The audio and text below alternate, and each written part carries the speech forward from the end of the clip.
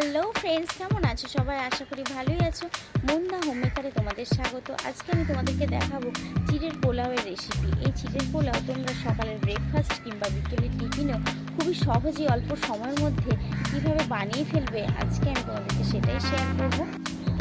আর এই চিড়ের পোলাও বানানোর জন্য বাবাকে সামান্য গাজর আনতে বলেছি। সেই গাজর নিয়ে আসা সাথে আর কত কী কী না এনেছে সেটা তো আজকে তোমরা দেখতেই পাবে ভিডিওতে। আর আমাকে দেখে নিশ্চয়ই বুঝতেই পারছো কতটা শীত পড়ে গেছে। তো চলো আজকে তোমাকে দেখো এদিকে বাবা কী কী এনেছে দেখি। এখানে মূলো আর এখানে লাউ নিয়ে এসেছে, আবার উচ্ছে, ক্যাপসিকাম রোল করার জন্য, আর এদিকে শিম, গাজর, বিট, রাঙালু আর পেঁয়াজ কলি। হ্যাঁ, বাজার হয়ে গেছে, তো এখানে বাজার বসেই গেছে মনে হচ্ছে। আর এখানে দেখো এদিকে আমার চিড়ের পোলাওয়ের জন্য লাগছে বিনস, আর এদিকে পেঁয়াজ পাতা, গাজর আর একটা পেঁয়াজ, এগুলোকে কেটে নিই তারপর দেখাচ্ছি। আর এর সাথে লাগছে আলু আর এখানে কারি পাতা।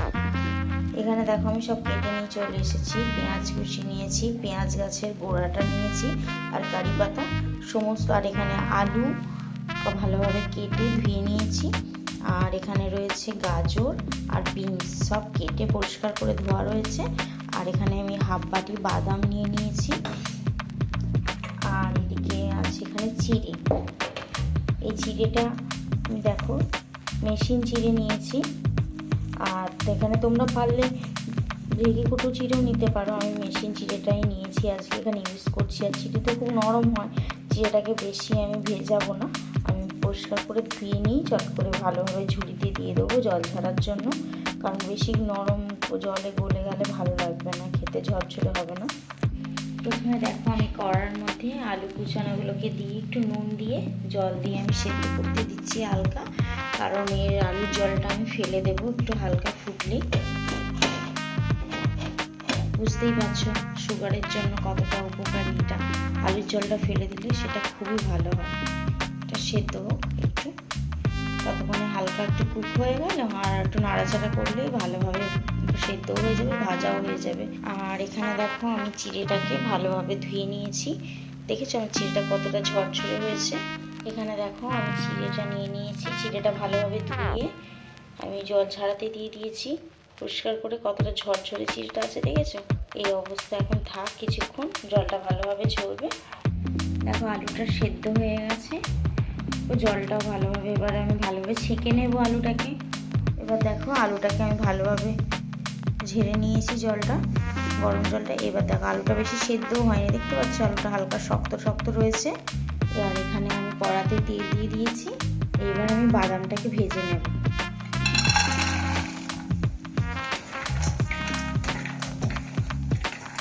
বাদামটা কম আছে, একটু হালকা কম আছে ভাজতে হবে, কারণ যাতে ভালোভাবে বাদামটা ভাজা হয়ে যায়।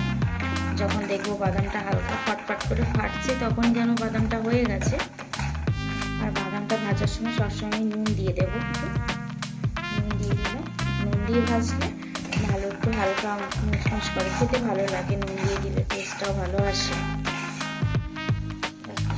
এইবার বাদামটা আমার হয়ে গেছে। এখানে খোসাগুলো দেখতে পাচ্ছ আলাদা আলাদা হয়ে যাচ্ছে, বাদাম থেকে গায়ে থেকে ভালোভাবে ছেড়ে যাচ্ছে। এবার বাদাম হয়ে গেছে, বাদামটাকে আমি তুলে নেব। এই তেলের মধ্যে আমি এবার আলুটাকে ছেড়ে দেবো, অল্প নুন দিয়ে দিলাম। আলুটাকে একদম ভেজে নেবো তেলের মধ্যে। এখানে দেখো চিড়ের পোলাও করার জন্য আমি কি তেল ইউজ করছি দেখতেই পাচ্ছ, rice bran oil, healthy tasty তেলটা আমি এখন ঢেলে নিলাম। এই তেলটাই আমাদের রান্না হয় সব কিছু রান্নাতে, এই তেলটাই আমি ইউজ করছি। এখানে সর্ষের তেল ইউজ করা যাবে না, কারণ সর্ষের তেলতে একটা গন্ধ ছাড়ে, সেই জন্য সর্ষের তেল ইউজ করা যাবে না। দেখো আলুটাকে আমি ভালোভাবে ভেজে নিয়েছি দেখতে পাচ্ছ। এবার আমি আলুটাকে তুলে নেব, আলুটা সেদ্ধও হয়ে গেছে। এখানে বাদাম আর আলু দেখেছো আমি তুলে নিয়েছি, আলাদা আলাদা করে রেখেছি। এইবার কড়ার মধ্যে আমি রাইস ব্র্যান অয়েলটা ঢেলে দেব। তেলটা গরম হোক। আর এখানে আমি দেখো এখানে শুকনো লঙ্কা নিয়ে নিয়েছি, 5টা শুকনো লঙ্কা ভেজে নেব। দেখো নুন দিয়ে শুকনো লঙ্কাটা ভেজে এবার তুলে নিচ্ছি। এবার তেলের মধ্যে আমি হাফ টিস্পুন কালো সর্ষে দিয়ে দিলাম। দেখেছো কালো সর্ষেটা ফাটছে, তার মানে এবার যেন হয়ে গেছে। এর উপরে আমি কারি পাতা দিলাম। কারি পাতাটা ধোয়া তো, সেজন্য চটচট করে জলটা বেরোচ্ছে। এবার এর মধ্যে আমি পেঁয়াজ কুচানো, পেঁয়াজ গাছের গোড়া কুচানো আর পেঁয়াজ কুচানোটা আমি একবার দিয়ে দিলাম। পেঁয়াজটা একটু হালকা ভেজে নেবে। তারপর একটু নাড়াচাড়া করে নিয়েছি। এইবার কেটে রাখা এখানে বিনস আর গাজরটা দিয়ে দিলাম। এখানে কারি পাতার জন্য এত সুন্দর সেন্টটা আসছে, কি বলবো, খুব সুন্দর সেন্টটা আসছে। আর এটা জানো তো আমাদের গাছের কারি পাতা, তোমাদেরকে তো আগে ভিডিওতে দেখিয়েছিলাম ছাদে কারি পাতা কত হয়ে রয়েছে, কারি পাতার গাছ রয়েছে দুটো। স্বাদ অনুসারে নুন দিয়ে দিলাম। 5 minutes later. এইবার আমি ঢাকাটা খুলে দেব, দেখি কতটা হয়েছে। দেখো আমি দেখলাম গাজরগুলো ভালোভাবেই হয়ে গেছে। নিশ্চয়ই বিনসগুলো ছোটো ছোটো করে কাটা রয়েছে, দেখেছো। বিনসগুলোকে আমি কোনা কোনা করে কেটেছি, খুব সুন্দর লাগছে দেখতে, দেখেছো, কোনা কোনা করে কেটেছি বেশ। আমি এখানে হলুদ ইউজ করছি, এখানে হলুদটা দিয়ে দিলাম 1 চামচ। এই হলুদটা দিয়েই কালার আসবে। এবার হলুদটা ভেজে নেবো, কারণ হলুদটা না একটু ভাজলে চিড়েটা বেশিক্ষণ নাড়বো না, তো সেই জন্য কাঁচা গন্ধ ছাড়বে হলুদের, সেই জন্য এর সাথেই নেড়ে নিলাম সবজির সাথে। এবার এর ওপরে দেখো ভেজে রাখা আমি আলুগুলো দিয়ে দিলাম।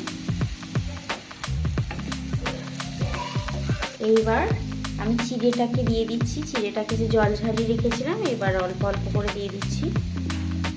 দেখেছো কতটা ঝরঝর করছে চিড়েটা।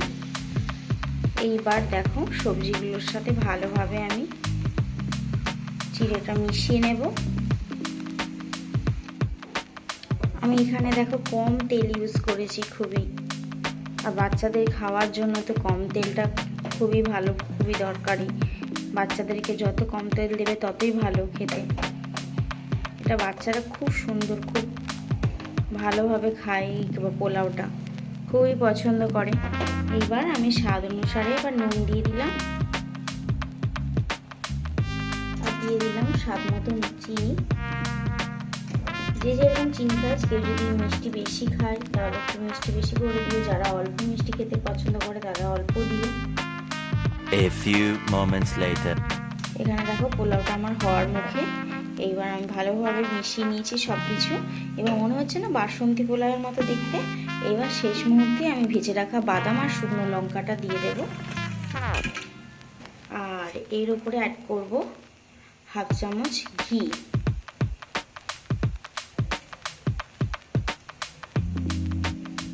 ভালোভাবে মিশিয়ে নেব আমি বাদামটা আর ঘিটার লঙ্কাটার সাথে। তোমরা এখানে লঙ্কা নাও ইউজ করতে পারো যদি বাচ্চারা খেয়ে থাকে, কারণ ঝাল হবে না এই লঙ্কাটা দিয়ে দিলে, এটা সুন্দর দেখানোর জন্য। আর যার লঙ্কা লাগবে সে লঙ্কাটা এখান থেকে কামড়ে খেতে পারবে। দেখছো আমার এখানে চিড়ের পোলাও কমপ্লিট। এইবার খেয়ে দেখার পালা। দেখেছো কি সুন্দর ঝরঝর করছে, কারোর সাথে কারোর লেগে নেই, দেখতে পাচ্ছ। দেখেছো কি সুন্দর ঝরঝর করছে, এত সুন্দর হয়েছে। কম তেল দিয়েও আমি বানিয়েছি, লাস্টে অল্প ঘি দিলাম। তারপর কি সুন্দর কালারটা হয়েছে, দেখেছো। খেতে বসে গেছি ফাইনালি। এইবার দেখতে হবে কেমন লাগছে। সবাইকে দিয়ে দিয়েছি, সবার খাওয়া হয়েও গেছে। এইবার আমি খেতে বসেছি।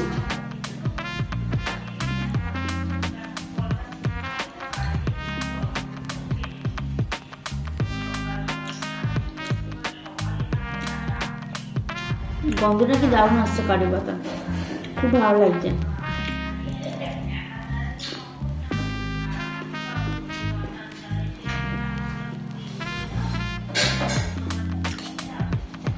লঙ্কা দেখতে পাচ্ছ,